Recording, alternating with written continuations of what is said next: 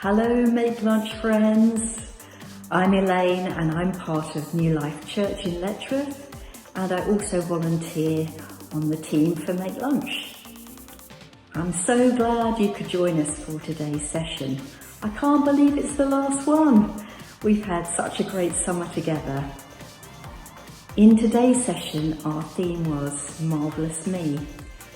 We thought about helping other people. Sometimes other people help us, but sometimes we get to help other people. Helping others is one way we can be a great friend. In the Bible, there are loads of stories of people helping other people and being great friends. Do you remember in last week's story we heard about someone called King David? Well, we're going to hear about him a bit more today. In this story, we find out how he was a great friend, but he also had a really great friend. Let's watch this short video to find out more. Today, we're in the books of 1st and 2nd Samuel, which tell the story of David, who was called a man after God's own heart. While David was still a boy, God chose a man named Saul to rule over Israel, but Saul didn't listen to God. So, God sent the prophet Samuel to anoint David as a sign that he would one day be king of Israel. Though David started out as a shepherd, he caught Saul's attention when he faced down a huge giant. After that, King Saul appointed David as both the leader of his armies and his personal musician. God blessed David, and he won many battles. The people loved him. David even became best friends with Saul's son, Jonathan. But the people loved David so much that Saul became jealous. He wanted to get rid of David. And that's where our story starts.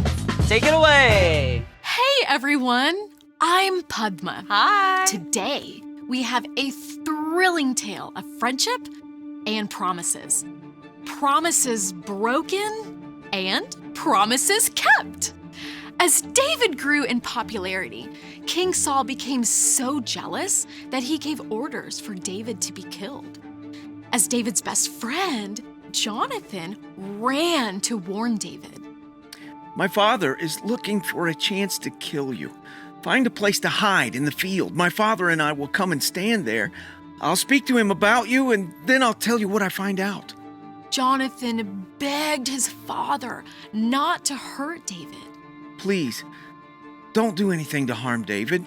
He hasn't done anything to harm you, and what he's done has helped you a lot. Saul listened to Jonathan and promised, "You can be sure that David will not be put to death."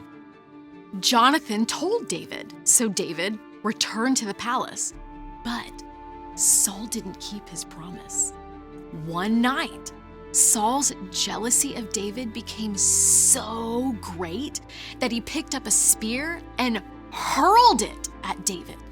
Soon after, David went to find Jonathan. What have I done? What is my crime that your father's trying to kill me? Never! My father wouldn't kill you. He promised. I'm telling you the truth. Look, tomorrow's the new moon feast. Talk to your father while I hide in the field. If he's not trying to kill me, come and tell me. But if he is... I'll let you know. I promise. But in return, please, always be kind to me as long as I live, and never stop being kind to my family. I promise. Jonathan kept his promise. He returned to his father and discovered that Saul really did want to kill David. And the moment he found out, he warned his friend so David could flee far away. Years passed.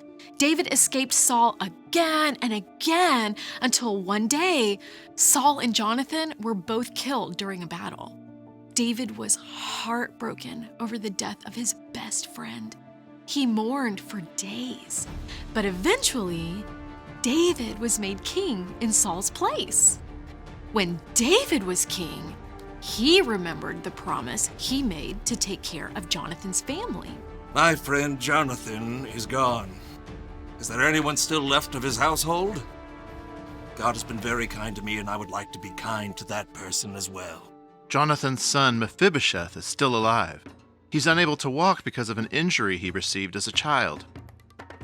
Bring him here, so I can keep my promise to Jonathan and show him the Lord's kindness." David had Mephibosheth brought to the palace and welcomed him with open arms. "Who am I that you should pay attention to me?" "Don't be afraid. You can be sure that I will be kind to you because of your father, Jonathan. I'll give you all the land that belonged to your grandfather, Saul, and I'll always provide whatever you need." Some people looked down on Mephibosheth because he couldn't walk, but David made Mephibosheth a permanent member of his royal household, keeping the promise he made to his friend Jonathan all those years before. The end. I love that. Jonathan was loyal to King David. He used what he had to help King David.